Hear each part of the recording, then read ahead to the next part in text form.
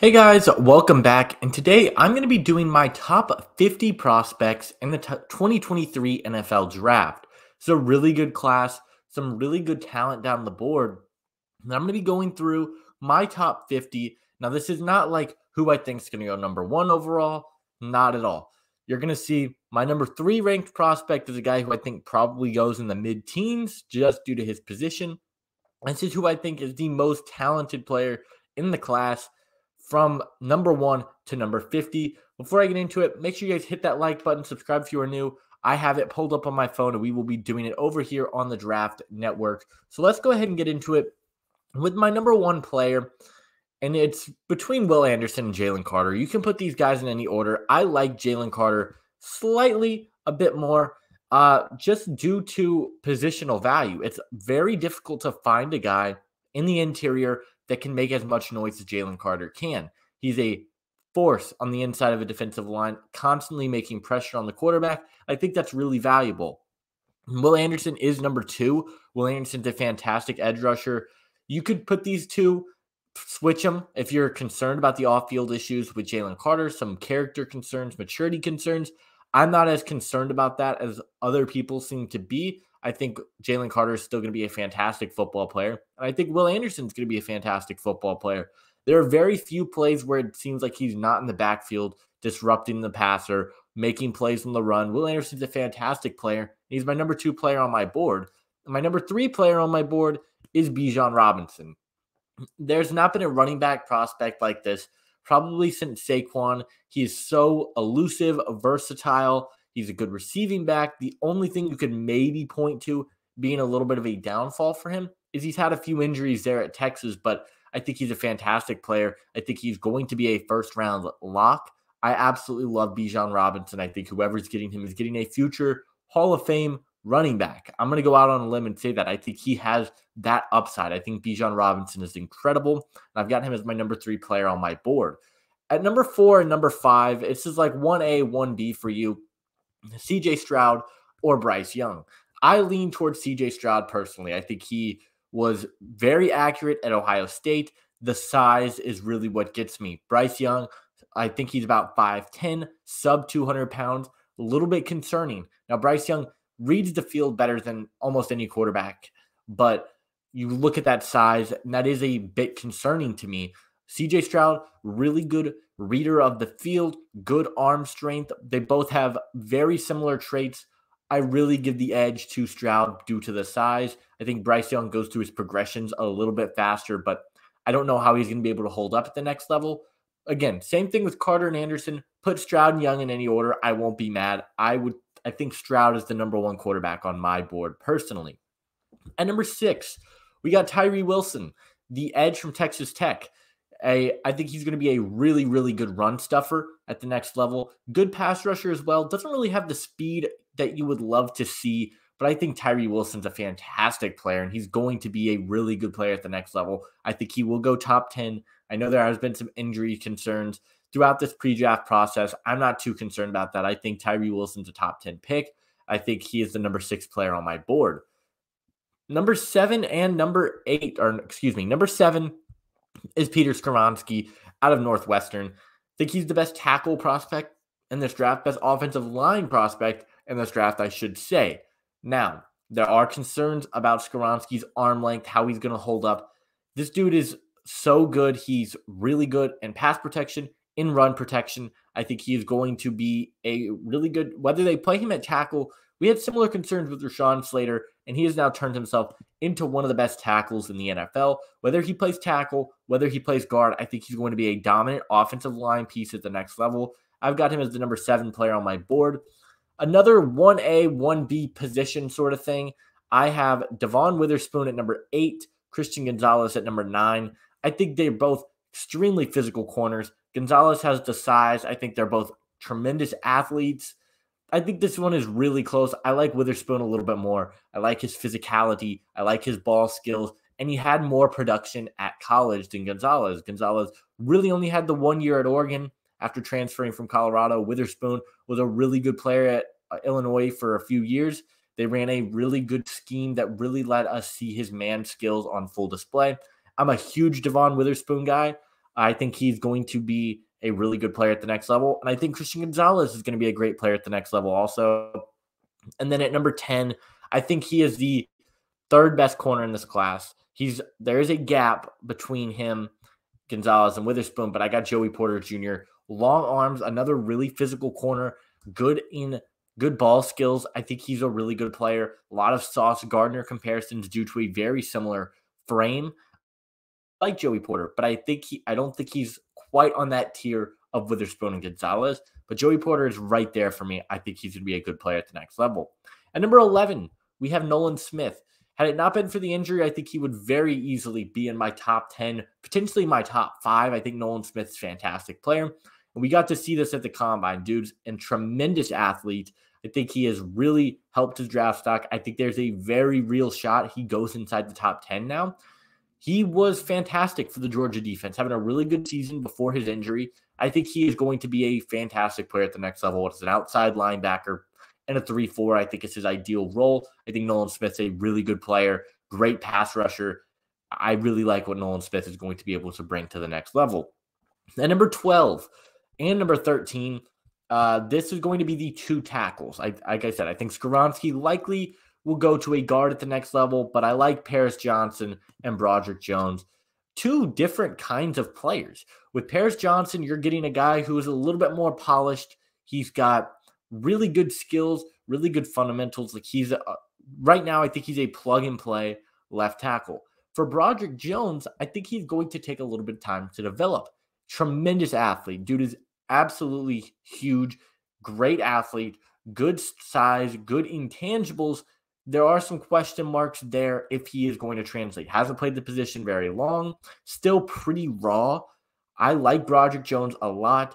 Paris Johnson, due to the experience, gets the slight edge for me. Broderick Jones is right there. I think he has the upside to be the best tackle prospect in this entire draft. At number 14, this is where we are going to see AR-15, Anthony Richardson.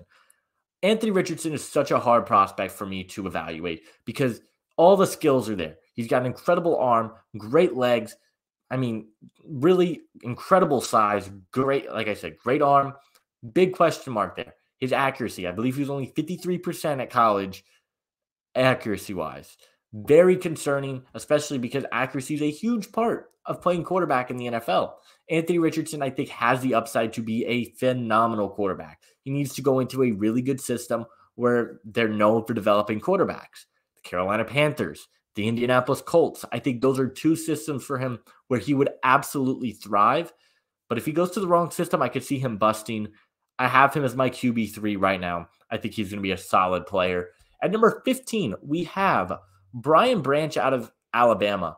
Just versatile defensive backs like Brian Branch are going to be really important, I think, moving forward in the NFL. They already are a very important position. I think he can play safety. We saw him play safety at Alabama, really good safety, but nickel corner, I think he's a really solid option there. Good man skills, great tackler, physical. I like what Brian Branch brings to the table, and he's versatile. You can play him pretty much anywhere on the field, and you'll be pretty good. That's a huge plus in my eyes. He's number 15 for me.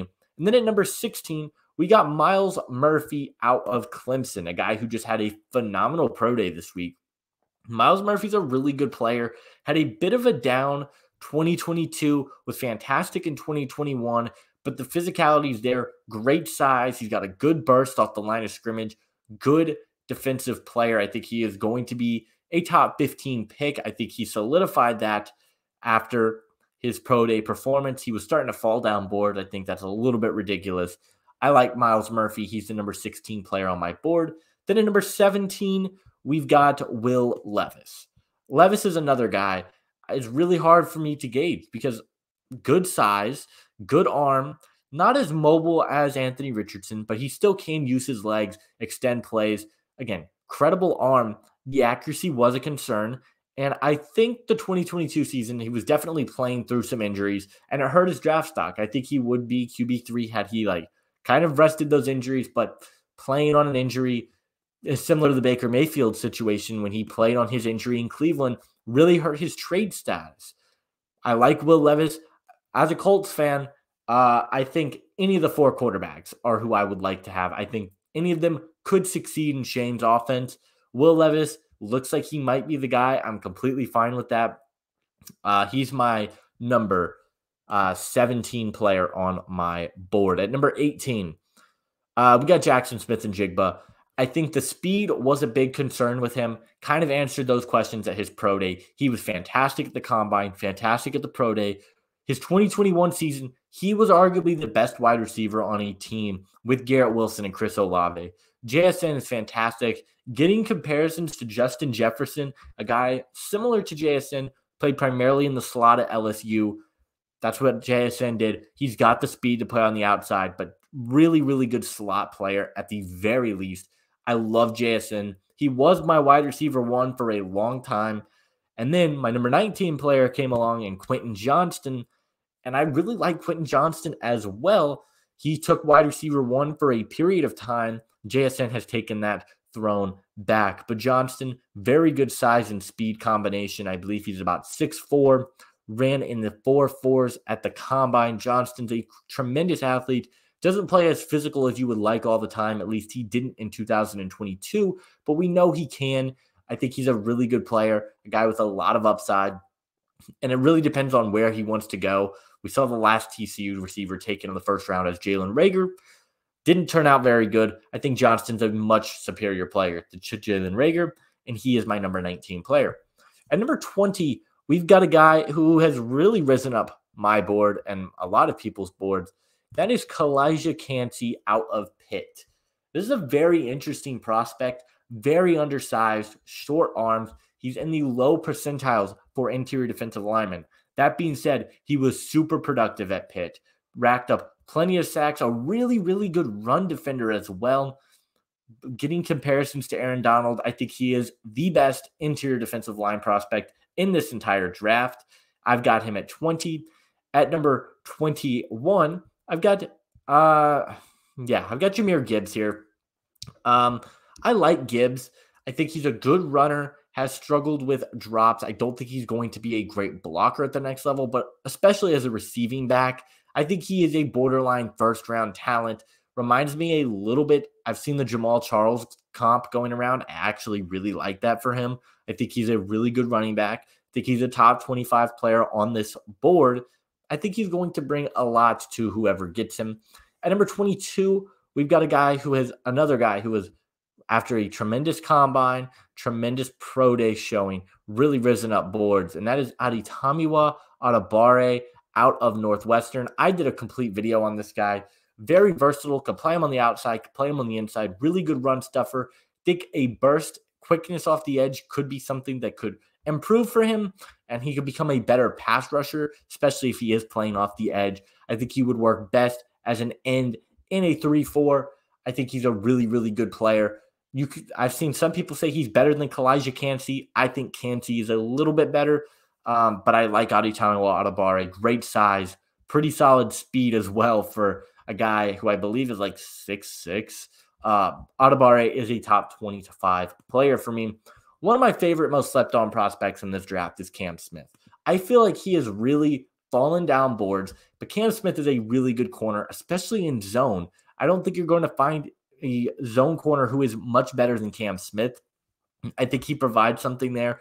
SEC battle-tested corner, which is something that I think is really important. And he was very physical, extremely physical, and I really value that in my corners. I think Cam Smith has, in such a deep cornerback class, has fallen down boards. I've seen him go like as late as like 45. I think he's still a first-round pick personally. I really like what Cam Smith is going to be able to bring, and he's my 23rd ranked prospect. Sticking on the trend of cornerbacks, we have where is he? Deonte Banks out of Maryland. Another guy who's really risen up draft boards, another physical corner with a great punch, especially in the press man. That's what really impressed me when doing some deep dives into Deonte Banks. Really good press man corner. Does tend to take some plays off, but I think Deonte Banks is a really good talent. I think he goes in the top 25 of the draft. He's really risen up boards, tested out really well. I like Deonte Banks and what he's going to be able to bring to a team. At 25, we have one of my favorite prospects in this draft, Lucas Van Ness. Just a power rusher. Didn't start a single game at Iowa, but power rusher. He's a guy with good speed, good power, as I said. He's got quick agility off the line. I think he's going to be a really good option at the next level. Still a pretty raw prospect as well, which I think is going to be very important if he goes to a spot like Houston, which is why I've had him mocked the last couple of weeks, because that's its spot. In DeMeco Ryans, they love to develop young, powerful edge rushers. I think Lucas Van Ness fits the mold of players that DeMeco Ryans wants to coach. He's my 25th ranked prospect. At 26, we're going to see a trend of offensive linemen come off the board here. O'Cyrus Torrence is the first one, a bulldozer, absolutely massive, a fantastic guard. I think he's a really, really good player, good run blocker, good pass protector. Kind of fallen down a little bit because we've seen guards like Steve Avila, like John Michael Schmitz, like Joe Tippmann jump up boards. O'Cyrus Torrence has started to fall a little bit, but I think he's fantastic. Just an absolute monster. I think he's a top 30 player for me. At number 27, we're going to see, in my opinion, the best right tackle in this entire draft, Darnell Wright. He could be higher than this, especially after going back, watching that game against Alabama, him one-on-one against Will Anderson. Darnell Wright is a really, really good right tackle prospect. I think he goes in the top 20, whether that's to New England or Pittsburgh. I think Darnell Wright has solidified himself there. He is strong, he's powerful, can hold his own matched up against some of the best players in the country, and he's played left tackle before. I don't think he's a true right tackle prospect because you could easily move him over to the left side, and I think he could thrive in that role. I like what he would be able to bring there, and I'm putting him at number 27. At number 28, we're going to have a guy who has fallen down boards a little bit in Jordan Addison. I still like what Jordan Addison is going to be able to bring. A guy who, if you get him the ball in open space, is going to be able to make the home run play. Incredible route runner, good in open space, good speed in the open field. I like Jordan Addison quite a bit. I think he's a really good player, good hands as well. I think he's a top 30 player for me. Right there with him, though, is a guy who has definitely risen up boards in Zay Flowers out of Boston College. This guy is a speedster, a little bit undersized, I believe, at about 5'10", but Zay Flowers has the speed to take the top off a defense. Now, he does struggle with drops, had a pretty high drop rate at Boston College, which is concerning. I think there's a lot of buzz that Zay Flowers is now wide receiver 1. He's my wide receiver 4, but I like what he would be able to bring to a roster. At number 30, we have Dalton Kincaid out of Utah. My favorite tight end prospect in this draft. I think my tight end rankings are going to surprise some people. Dalton Kincaid, best receiving tight end, great speed. It sucks he didn't get to test out of his pro day or combine due to an injury, but he's the best receiving tight end in this class. Does struggle from time to time as a blocker. Actually, he struggles a lot as a blocker, but Kincaid is a really, really good talent. I think he is going to be a first-round pick. I think he's going to be the only first-round pick at the tight end position. He's my 30th ranked prospect. At 31, we've got Kelee Ringo out of Georgia, a guy who I think could move over to safety. I think he's kind of gotten slept on. He had that bad game against Marvin Harrison Jr., who didn't have a bad game against Marvin Harrison Jr., but I think he's still got really good man skills.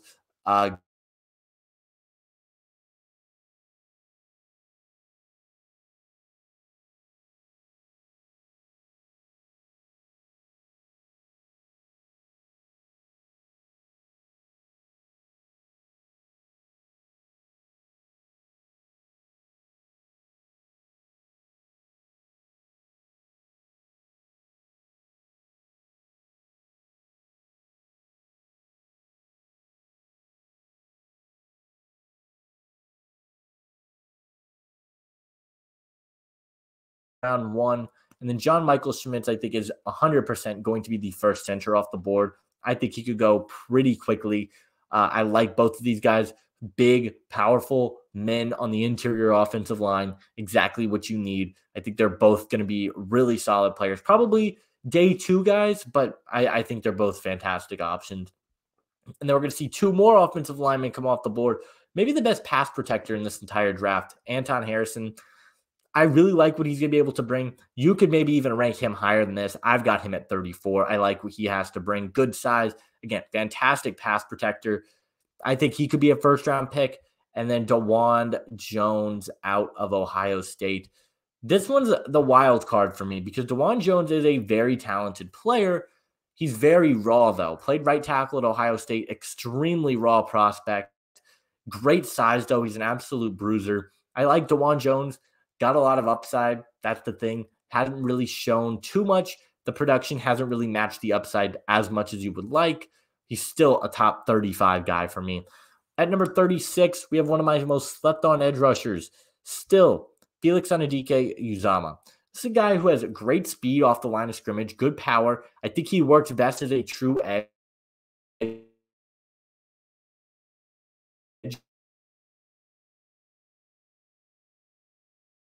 got the upside to be a really good edge rusher at the next level. I've got him at number 36 on my board. Number 37, we're going to see our first linebacker come off the board, and that is going to be Jack Campbell out of Iowa.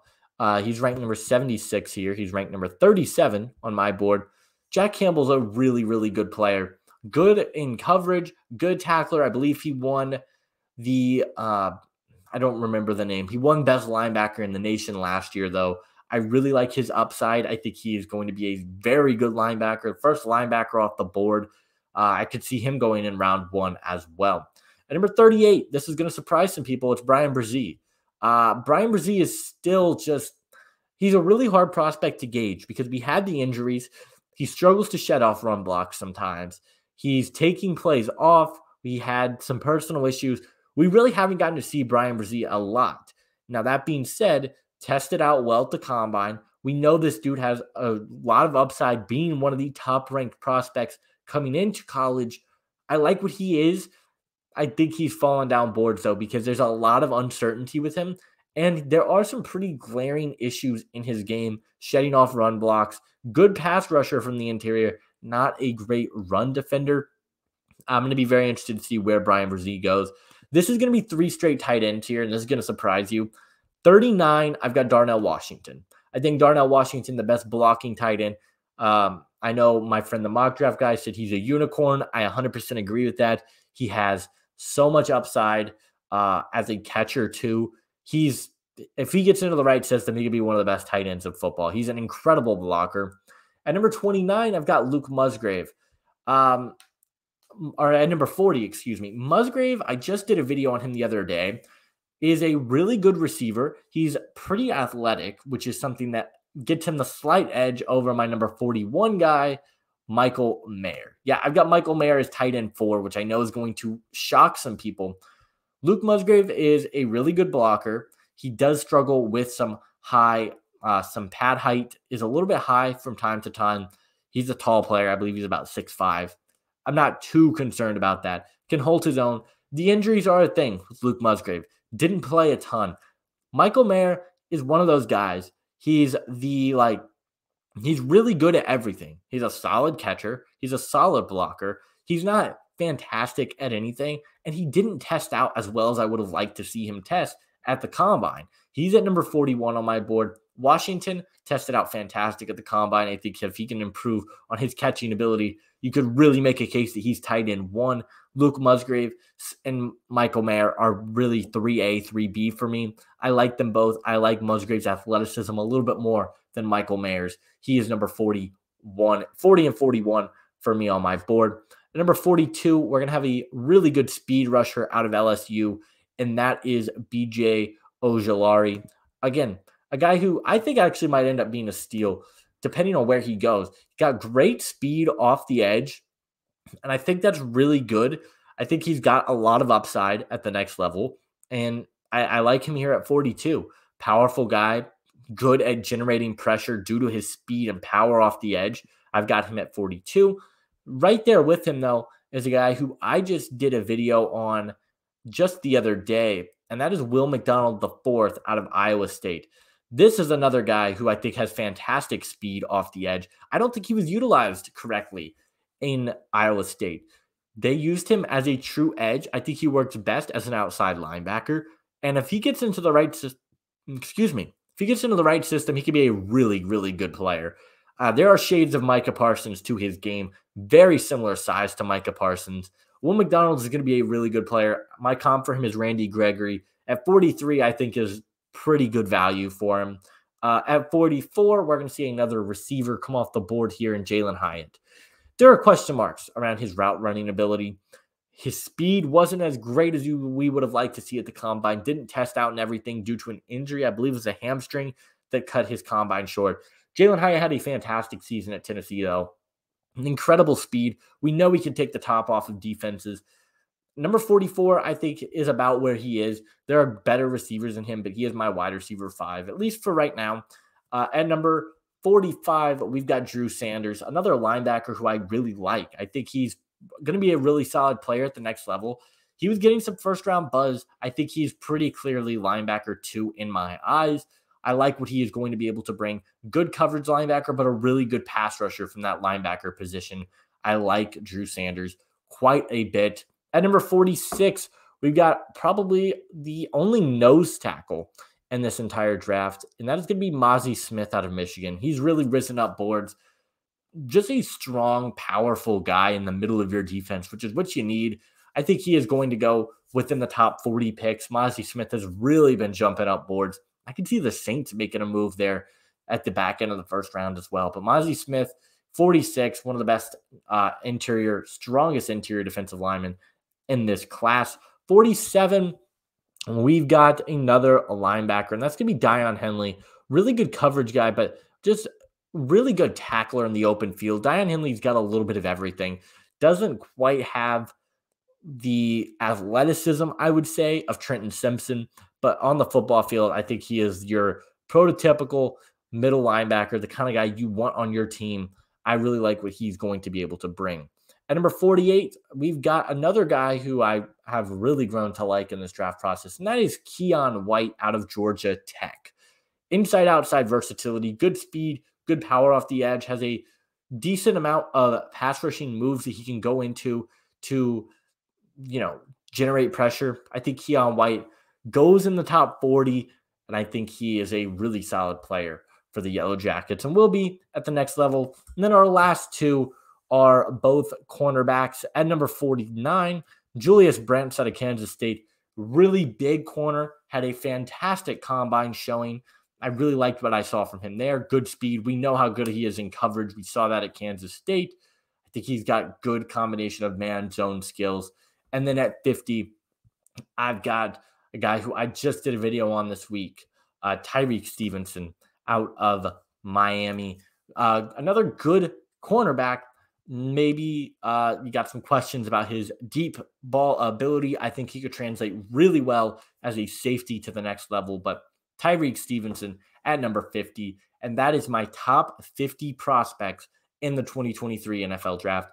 My list is not the right list. This is just my list. These are my opinions. I know some people are going to disagree with some of my picks. That's okay. I'd love to hear what you guys have to say down in the comment section below. Let me know who are your top 50 players in the 2023 NFL Draft and tell me why. But that's going to do it for me in this video. Make sure you guys hit that like button. Subscribe if you are new for more NFL Draft content. Leave a comment, and I'll see you guys in the next video. Adios.